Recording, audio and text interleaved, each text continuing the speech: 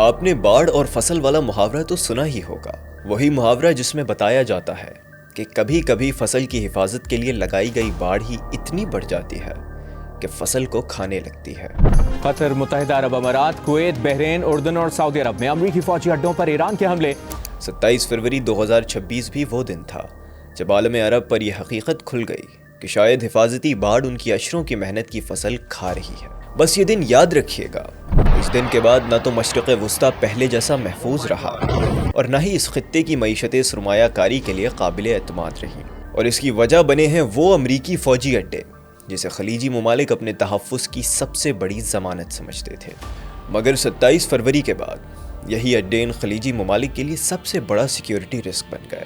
سوال ہے کس طرح؟ کیونکہ 27 فروری کو الصبح ان امریکی فوجی اڈوں کی مدد سے تمام ریڈ لائنز کراس کی گئی تھیں۔ اس دن نہ صرف امریکی لڑاکا طیاروں کو انہی اڈوں پر میزائلوں سے لیس کیا گیا، بلکہ اسرائیلی فضائیہ کے طیاروں کو بھی انہی اڈوں سے اڑنے والی ریفیولرز سے ایندھن کی فراہمی کی گئی، اور پھر ان لڑاکا طیاروں اور خلیج میں قائم امریکی اڈوں سے تہران میں اس کمپاؤنڈ پر حملہ کیا گیا جہاں ایرانی رہبر اعلیٰ آیت اللہ العظمیٰ سید علی خامنائی موجود تھے۔ آیت اللہ علی خامنائی اپنے خاندان کے افراد اور اہم حکومتی شخصیات کے ساتھ شہید ہو گئے۔ Iranian state media has confirmed the death of the country's supreme leader, Ali Khamenei. مگر اس کے بعد قطر، دبئی، بحرین، کویت اور سعودی عرب میں قائم امریکی اڈوں کو ایران نے اپنا جائز جنگی ہدف قرار دیا۔ ایران کی جانب سے ایک ساتھ ان تمام اڈوں پر میزائل حملے شروع ہونے سے امریکی بیسز کو تو نقصان پہنچا ہی، مگر ان خلیجی ملکوں کے دیگر علاقے بھی غیر محفوظ ہو گئے۔ تیل کی تنصیبات ہوں یا بندرگاہیں یا پھر ایئرپورٹس، یہ امریکی اڈے ان معاشی جنتوں کی حفاظت کی ضمانت نہ بن سکے، اور پھر جیسے جیسے جنگ طویل ہوتی گئی ان نقصانات کی فہرست بھی لمبی ہوتی چلی گئی۔ نتیجے میں دبئی کی یہ ساکھ بھی ملیا میٹ ہو گئی کہ وہ سرمایہ کاری کے لیے سب سے محفوظ اور اپنے ایئرپورٹس اور ایئر لائنز کی وجہ سے دنیا کا سب سے زیادہ کنیکٹڈ شہر ہے۔ یو اے ای کے اندر دبئی ہے اور دوسرا ہے بحرین، جن کے پاس کوئی ریئل ریسورس نہیں ہے، وہ ایک بیلون پر اور ایک ٹرسٹ پہ کھڑے ہوئے ہیں۔ میرے حساب سے وہ ٹرسٹ اگلے 50 سال کے لیے ایلیمنیٹ ہو گیا۔ آپ کا جو پہلا آرگومنٹ ہے دبئی کا وہ یہ کہ سیفسٹ ہے، ٹھیک ہے، اور آپ کا پہلا آرگومنٹ ہے کہ دبئی میں ہر وقت فلائٹ مل جائے گی، اور آپ نے پتہ لگا کہ دبئی کا ٹرمینل نمبر 3 ہٹ ہو گیا، ٹھیک ہے نا۔ دبئی کا جب ٹرمینل نمبر 3 ہٹ ہوتا ہے تو ٹیکنیکلی آپ نے دبئی کی ٹرسٹ کو ہٹ کر دیا، پھر ٹرسٹ ہٹ ہو گیا، ختم ہو گیا ٹرسٹ۔ اچھا، اب یہ ٹرسٹ جو ہٹ ہوا ہے یہ آپ کے خیال میں 10 دن بعد، 5 دن بعد، 10-15 دن بعد واپس آ جائے گا؟ میں کہتا ہوں یہ نہیں واپس آئے گا۔ ہمارا اصل موضوع یہ نہیں ہے، ہمارا اصل موضوع تو یہ ہے کہ ان خلیجی ممالک میں امریکی فوج نے کیسے سرایت کیا اور کس طرح اس خطے میں امریکی فوجی اڈے بنتے اور بڑھتے چلے گئے۔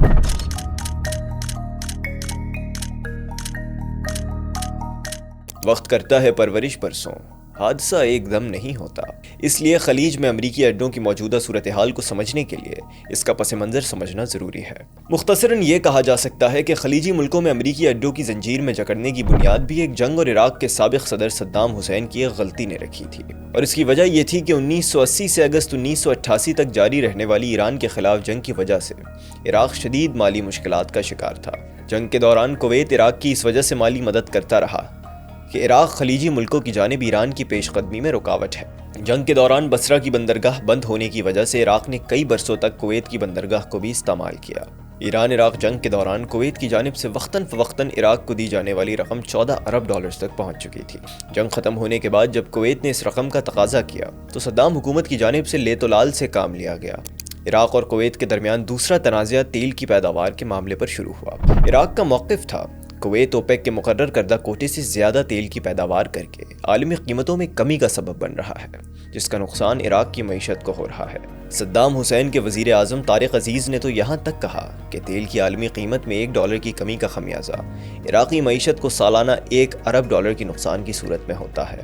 اور پھر جب عراق کی جانب سے کویت پر یہ الزام بھی لگا دیا گیا کہ وہ سرحدی علاقے میں ڈرلنگ کر کے عراق کا تیل چرا رہا ہے، تو اس سے یہ واضح ہو گیا تھا کہ صدام حسین کویت سے غیر سفارتی انداز سے نمٹنے کا فیصلہ کر چکے ہیں۔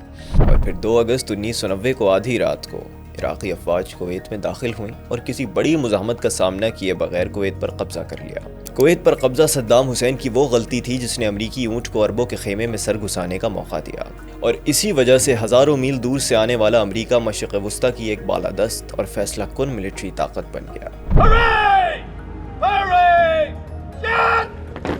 اس سے پہلے کہ ہم مشرق وسطیٰ میں امریکی اڈوں کی کہانی کو آگے بڑھائیں، اپنے ناظرین سے یہ ضرور چاہیں گے کہ وہ رفتار کی ڈاکیومنٹریز کی صورت میں سچ کی تلاش اور سچ کو آگے تک پہنچانے کی کوشش میں ہمارے معاون بنیں۔ ہمارے چینل کو سبسکرائب اور لائک بھی کریں اور پیٹریون ممبر بن کر بھی ہمیں سپورٹ کریں تاکہ رفتار اسی طرح بڑھتی رہے۔ رفتار کے ناظرین کی اکثریت کا تعلق جن زی سے ہے، یعنی یہ امریکی اڈوں کا پس منظر بننے والے واقعات ان نوجوانوں کے پیدا ہونے سے پہلے کے ہیں، اس لیے ہم ان اڈوں کے قیام کا پس منظر بھی کھول کر بتائیں گے۔ 8 سال تک جاری رہنے والی ایران عراق جنگ کے نتیجے میں عراق معاشی طور پر کمزور ضرور ہوا تھا، مگر اس کے باوجود صدام حسین کی حکومت اپنی ملٹری طاقت اور میزائل پروگرام کو آگے بڑھاتی رہی تھی، اور اسی وجہ سے اگست 1990 میں عراقی فوج نے کسی بڑی مزاحمت کے بغیر ہی کویت پر قبضہ کر لیا تھا، جو اگلے 7 ماہ تک اس وقت تک برقرار رہا جب امریکہ اور اتحادی افواج نے آپریشن ڈیزرٹ سٹارم میں کامیابی حاصل کر کے عراقی افواج کو کویت سے بے دخل کیا۔ مگر امریکہ اور اتحادی افواج نے کویت سے عراق کا قبضہ یوں ہی ختم نہیں کرا دیا تھا، بلکہ جنگ سے 3 ماہ پہلے یعنی نومبر 1990 میں اقوام متحدہ کی سلامتی کونسل میں قرارداد منظور کی گئی، جس میں کہا گیا تھا کہ عراق 15 جنوری 1991 تک کویت سے انخلا مکمل کرے، اور ایسا نہ کرنے کی صورت میں سلامتی کونسل کویت سے عراق کا قبضہ ختم کرنے کے لیے تمام ذرائع استعمال کرنے کا اختیار دیتی ہے۔ Our objectives in the Persian Gulf are clear. Our goals defined and familiar. Iraq must withdraw from Kuwait completely, immediately, and without condition. اس وقت صدام حسین نے سلامتی کونسل کی قرارداد کی پرواہ نہ کرتے ہوئے کویت پر قبضہ برقرار رکھا، اور ڈیڈ لائن گزرنے کے صرف 2 دن بعد امریکہ اور اتحادیوں نے عراقی فوج کے خلاف حملوں کا آغاز کر دیا۔ یہ آپریشن ڈیزرٹ سٹارم تھا، پہلی خلیجی جنگ، یعنی دنیا کی وہ پہلی جنگ جس کی ٹی وی پر براہ راست کوریج کی گئی، اور پہلی بار امریکی ٹی وی CNN نے جنگ کی براہ راست کوریج کر کے دنیا پر امریکی فوج کے ساتھ ساتھ امریکی میڈیا کی طاقت کی بھی دھاک بٹھا دی تھی۔ You be watching the network viewers voted best in coverage of the crisis in the Gulf, CNN International. اس لائیو کوریج کا سب سے بڑا مرکز تھا سعودی عرب کا پرنس سلطان ایئر بیس۔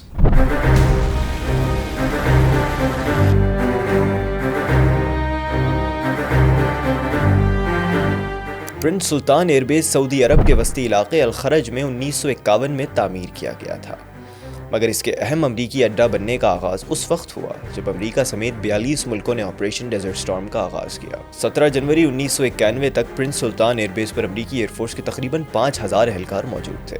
امریکہ اور اتحادیوں نے صرف 43 دنوں میں کویت سے عراقی قبضہ ختم ہونے کے بعد آپریشن کے اختتام کا اعلان کیا، جس میں امریکی اور اتحادی افواج کا زمینی آپریشن صرف 4 دن میں کامیابی سے ہمکنار ہوا تھا۔ پہلی خلیجی جنگ کے خاتمے کے تقریباً 1 سال بعد امریکی فوج نے مشرق وسطیٰ میں آپریشن سدرن واچ کا آغاز کیا۔ آپریشن سدرن واچ 1992 سے 2003 تک جاری رہا، جس کا مقصد امریکہ اور اس کے اتحادیوں کی جانب سے عراق کی فضائی نگرانی کرنا اور جنوبی عراق میں عراقی فضائیہ کے لیے نو فلائی زون قائم رکھنا تھا۔ آپریشن ڈیزرٹ سٹارم کی طرح اس آپریشن میں امریکی فضائیہ کے ساتھ برطانوی اور فرانسیسی ایئر فورس کے اہلکار اور جنگی طیارے بھی موجود ہوتے تھے، جبکہ امریکی مرینز اور نیوی کے اہلکاروں کا سب سے بڑا مرکز بھی اگلے 4 سال تک یہی پرنس سلطان ایئر بیس رہا۔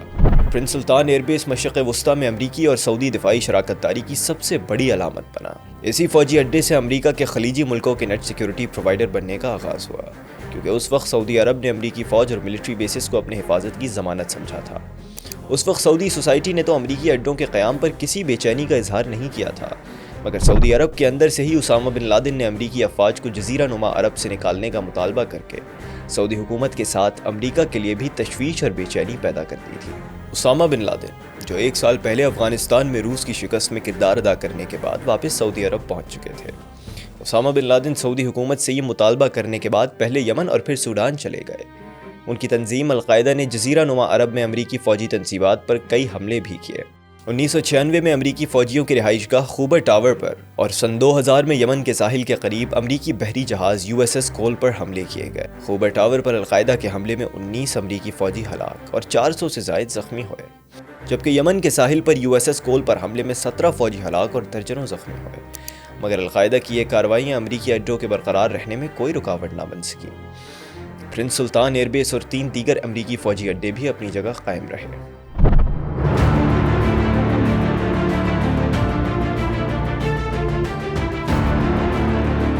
1991 میں پہلی خلیجی جنگ کے دوران عراق کی جانب سے سعودی عرب اور خطے کے دیگر ملکوں پر میزائل حملوں کے بعد خلیجی ممالک خود انتہائی دولت مند ہونے کے باوجود خود کو غیر محفوظ سمجھنے لگے تھے۔ سعودی عرب کی دیکھا دیکھی قطر نے بھی امریکہ سے ایک دفاعی معاہدہ کیا، جس کے بعد قطر نے $1 ارب کی لاگت سے دارالحکومت دوحہ کے قریب العدید ایئر بیس تعمیر کی، جس کا سب سے پہلے استعمال امریکی فوج نے کیا۔ 1996 کے بعد سے ہی امریکی فوج نے اپنے بیشتر اہم ملٹری اثاثے خفیہ طور پر سعودی عرب کے پرنس سلطان ایئر بیس سے قطر کے العدید ایئر بیس منتقل کرنا شروع کر دیے، مگر یہ ساری منتقلی اگلے 6 سال تک دنیا کی آنکھوں سے اوجھل رہی۔ العدید ایئر بیس کے امریکہ کی سینٹرل کمانڈ کا ہیڈ کوارٹر بننے کا دنیا کو اس وقت پتہ چلا جب 2001 میں افغانستان پر امریکی فوج کے حملے کے بعد اس وقت کے امریکی نائب صدر ڈک چینی نے العدید ایئر بیس کا دورہ کر کے امریکی فوجیوں سے خطاب کیا۔ پہلی خلیجی جنگ میں اگر سعودی عرب کا پرنس سلطان ایئر بیس امریکی فوج کی کمانڈ کا مرکز تھا، تو اکتوبر 2001 میں افغانستان کے خلاف تمام تر کارروائیوں کی مرکزی کمانڈ قطر کے اس العدید ایئر بیس سے کی گئی۔ 2003 میں عراق پر حملے کی کمانڈ بھی اسی العدید ایئر بیس سے کی گئی، اور چند سال بعد صدام حسین کی گرفتاری کے آپریشن کی نگرانی بھی اسی اڈے سے کی گئی۔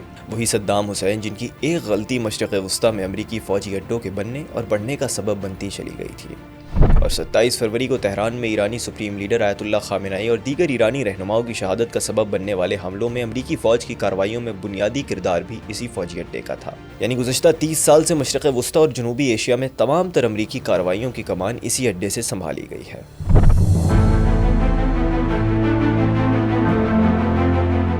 خلیج میں امریکہ کا تیسرا اہم اڈا نیول سپورٹ ایکٹیویٹی بحرین ہے۔ یہ اڈا امریکہ کے 5ویں بحری بیڑے کا ہیڈ کوارٹر بھی ہے۔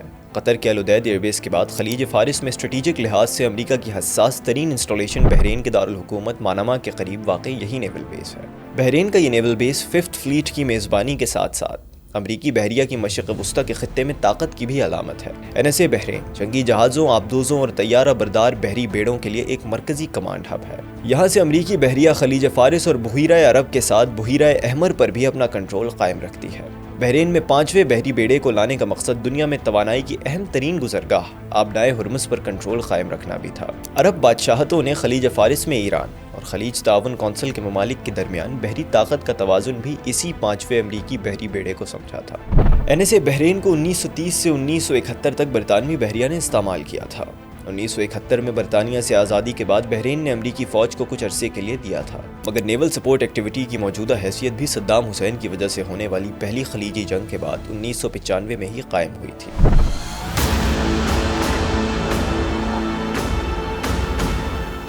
مشرق وسطیٰ میں تعداد کے لحاظ سے سب سے زیادہ امریکی فوجی کویت میں تعینات ہیں۔ یہاں امریکی فوج کا سب سے بڑا اڈا کیمپ عارف جان ہے۔ کیمپ عارف جان کویت میں امریکی زمینی فوج کا ہیڈ کوارٹر ہے، جو سن 2001 میں قائم کیا گیا تھا۔ کیمپ عارف جان کو امریکی فوج عراق میں کیے گئے آپریشنز کے لیے استعمال کرتی رہی ہے۔ کویت میں ہی امریکی فوج کے پاس علی السلیم ایئر بیس بھی ہے، جس نے دوسری خلیجی جنگ میں عراق پر فضائی حملوں اور اس سے پہلے فضائی نگرانی کے آپریشن سدرن واچ کے لیے بھی اہم کردار ادا کیا ہے۔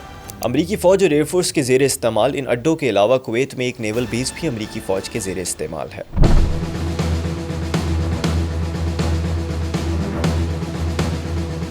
عراق میں صدام حسین کی حکومت کے خاتمے کے بعد امریکی فوج نے اپنا سب سے بڑا اڈا عراق کے مغربی صوبے الانبار میں الاسد ایئر بیس پر بنایا۔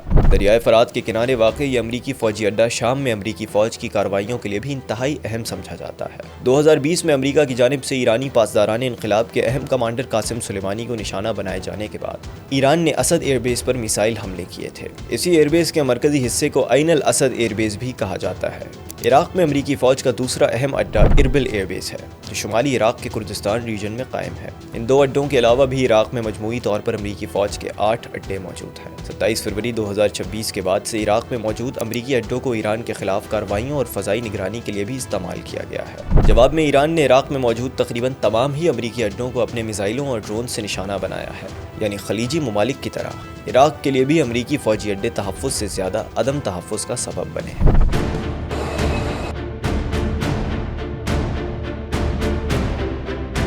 متحدہ عرب امارات میں امریکی فوج کی 2 ہی اہم تنصیبات ہیں۔ پہلی الزفرہ ایئر بیس ہے، جو امارات کے دارالحکومت ابوظہبی کے قریب واقع ہے، جبکہ دوسرا اڈا جبل علی پورٹ ہے، جہاں امریکی بحریہ کے جہاز موجود ہوتے ہیں۔ ریجنل جیو اسٹریٹجی کے لحاظ سے یہ دونوں اڈے امریکہ کے لیے اتنے اہم نہیں سمجھے جاتے، مگر میزائل ڈیفنس سسٹمز کی وجہ سے UAE کے لیے انتہائی اسٹریٹجک اہمیت کے حامل ہیں۔ ایرانی فوج کا کہنا ہے کہ فروری 2026 میں شروع ہونے والی ایران کے خلاف جنگ میں امریکہ اور اسرائیل نے یہ اڈے بھی استعمال کیے ہیں، جس کی وجہ سے ان دونوں اڈوں کو ایران نے کئی بار میزائل اور ڈرون حملوں سے نشانہ بنایا ہے۔ سعودی عرب، قطر، بحرین، کویت، عراق اور متحدہ عرب امارات کے علاوہ اردن اور ترکی میں بھی امریکی فوجی اڈے موجود ہیں۔ امریکی فوج کی سینٹرل کمانڈ کا ہیڈ کوارٹر قطر میں ہونے کی وجہ سے کسی بھی بڑی فوجی کارروائی کے لیے امریکی اور اتحادی افواج کی سب سے بڑی تعداد قطر کے العدید ایئر بیس میں ہی قیام کرتی ہے۔ مگر جنگی صورتحال سے ہٹ کر دیکھا جائے تو مشرق وسطیٰ میں موجود فوجی اڈوں میں سب سے زیادہ امریکی فوجی کویت کے کیمپ عارف جان میں 13 سے 15 ہزار کے درمیان تعینات رہتے ہیں۔ کویت کے بعد امریکی فوجیوں کی تعیناتی کے لحاظ سے قطر کا العدید ایئر بیس 10,000 فوجیوں کے ساتھ دوسرے، اور بحرین کا نیول سپورٹ ایکٹیویٹی نیول بیس 8,500 فوجیوں کے ساتھ امریکہ کا تیسرا بڑا فوجی اڈا ہے۔ اردن اپنے الموافق اڈے میں 4,000 اور متحدہ عرب امارات 3,500 امریکی فوجیوں کی میزبانی کر رہا ہے۔ جن اڈوں پر امریکی فوج کو حفاظت کی ضمانت سمجھ کر بٹھایا گیا تھا، وہی اڈے ان ملکوں پر حملوں کے مستقل خطروں کا سبب بن گئے ہیں۔ اس صورتحال نے پوری دنیا پر یہ واضح کر دیا ہے کہ اگر ایران میں رجیم چینج کرنے میں ناکامی ہوئی تو ان امریکی اڈوں کی موجودگی مسلسل ایک عدم استحکام کا سبب بنی رہے گی۔ جن ملکوں کی معیشت کا انحصار تیل اور گیس کی پیداوار پر تھا، ایرانی حملوں نے ان کی پیداوار کو متاثر کیا ہے، اور ایران پر حملوں کے لیے امریکی اڈوں کے استعمال کی وجہ سے مستقبل میں بھی تیل کی تنصیبات پر حملوں کا خطرہ موجود رہے گا۔ خلیج کے بیشتر ممالک کا انحصار تو تیل اور گیس کی پیداوار پر ہے، مگر آبنائے ہرمز پر ایران کا کنٹرول قائم ہونے کی وجہ سے یہ ممالک اپنا تیل اور گیس برآمد کرنے کے لیے ایران کے رحم و کرم پر ہیں۔ دبئی اور بحرین کی ساری معیشت، سیاحت اور سرمایہ کاری ایک سیف ہیون کے تاثر کی بنیاد پر قائم تھی۔ دبئی کے لیے میں کہوں گا کہ اس وقت جو میں تو کہتا ہوں بیس کیس سینیریو بھی یہی ہے دیٹ ریولوشن ختم ہو جائے ایران سے۔ اگر وہ وہاں پر رہے گا، تلوار لٹکی رہے گی اب جناب، مجھے یہ لگتا ہے۔ خلیجی ممالک کی سیاحت سے آمدنی کا حجم 370 ارب ڈالرز کے قریب ہے، مگر ایران کے خلاف امریکہ اور اسرائیل کی چھیڑی گئی جنگ کی وجہ سے سیاحت کا مستقبل تاریک نظر آ رہا ہے۔ پہلے ان ملکوں میں آنے کے لیے لائنیں لگی ہوتی تھیں، اب ان ملکوں کو چھوڑ کر جانے کے لیے لائنیں لگی ہوئی ہیں۔ مالیاتی مرکز سمجھے جانے والے دبئی میں بین الاقوامی بینکوں کی برانچز بند ہو رہی ہیں۔ دبئی میں سونے کی تجارت بھی ماند پڑ چکی ہے۔ یو اے ای کو اس جنگ کی وجہ سے یومیہ 60 کروڑ ڈالرز کے نقصان کا سامنا ہے۔ تیل اور گیس کی تجارت کے رستے بند ہونے سے خلیجی ممالک کا یومیہ نقصان تقریباً 1 ارب ڈالر ہے۔ ایران میں رجیم چینج کے امکانات کم ہونے کے بعد ان تمام خلیجی ملکوں کی معیشت اس وقت تک پہلے کی طرح قدموں پر کھڑی نہیں ہو سکے گی جب تک یہاں امریکی فوجی اڈے موجود رہیں گے۔ یعنی جو ہم نے اس ڈاکیومنٹری کے آغاز میں کہا تھا، فصل کو بچانے کے لیے باڑ کو اکھاڑنا پڑے گا۔